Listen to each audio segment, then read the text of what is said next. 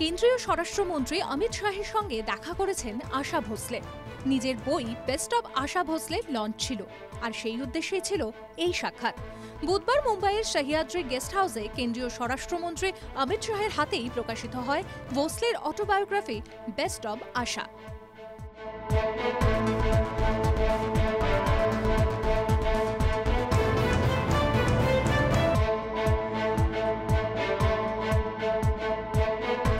অভিনেতা বিধায়ক কাঞ্চন মল্লিক এবং অভিনেত্রী শ্রীময়ী চট্টরাজের বিয়েকে কেন্দ্র করে ট্রোল আর মিমে ছড়াছড়ি। তিতিবিরক্ত কাঞ্চন টিভি9 বাংলাকে বলেছেন, আমি তো জানতামই না আমাদের রাজ্যের মানুষের মধ্যে এত শিল্প লুকিয়ে আছে।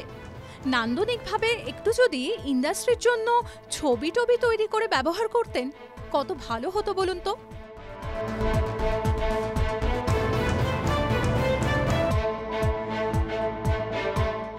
অভিনেত্রী শ্রীময়ী চট্টরাজের সঙ্গে সামাজিক বিয়ের পর মুখ খুলেছেন কাঞ্চন। টিভি9 বাংলাকে বলেছেন, সব ঠিকই আছে, কোনো চাপ নেই।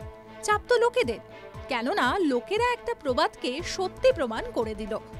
আগে তো ভাবতাম প্রবাদই হয়, কিন্তু এখন দেখছি প্রবাদের সত্যতা আছে। বলে না, যার বিয়ে তার হুঁশ নেই, পাড়া পড়শির ঘুম নেই।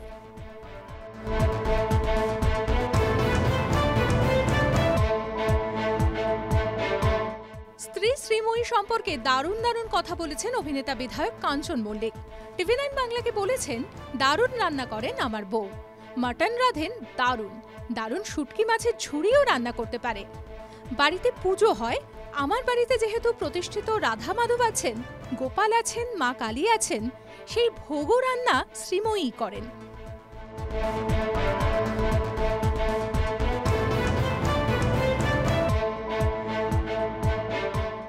ব্যস্ততার মাঝে খানিক ছুটির মেজাজ। অভিনেত্রী শ্রাবন্তী চট্টোপাধ্যায় বরাবরই পছন্দ করেন ঘুরতে যেতে। এবার ভাইজ্যাগে দেখা মিলল তাঁর, সেখান থেকেই ভাইরাল হলো ছবি। প্রকৃতির মাঝে খানিকটা সময় উপভোগ করতে দেখা গেল পর্দার দেবী চৌধুরানীকে।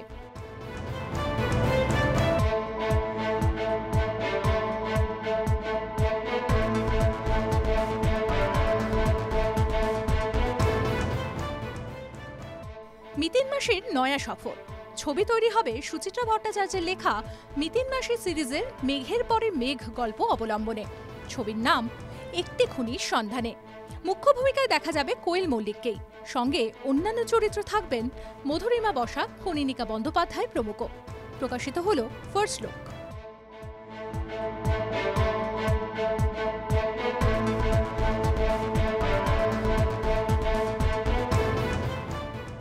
কিছুদিন আগেই গুরুতর অসুস্থ হয়েছিলেন অভিনেতা মিঠুন চক্রবর্তী।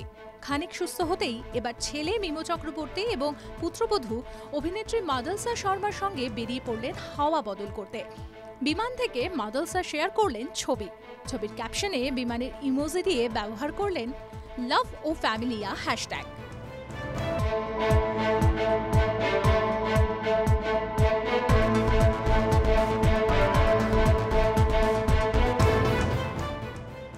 তাড়াহুড়ো করে বিয়ে করেননি বাঙালি অভিনেত্রী সন্দীপ্তা সেন। তিনি অপেক্ষা করেছিলেন সঠিক মানুষের জন্য।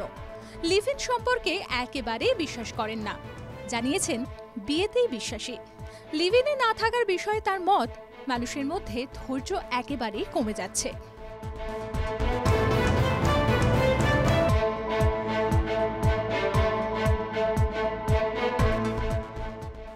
সোনামণি সাহা অভিনীত এক্কা দোক্কা সিরিয়াল শেষ হয়েছে 6 মাস আগে, সেই 2023 সালের সেপ্টেম্বরে। সেই থেকে বিরতিতে আছেন সোনামণি। টিভি9 বাংলাকে সোনামণি বলেছেন, আমার নতুন সিরিয়াল শুরু হওয়ার কথা, পুরো দমে কথাবার্তা চলছে, কিন্তু চূড়ান্ত কোনো সিদ্ধান্ত নিইনি এখনো। এতটুকু বলতে পারি, খুব তাড়াতাড়ি ফ্লোরে ফিরছি।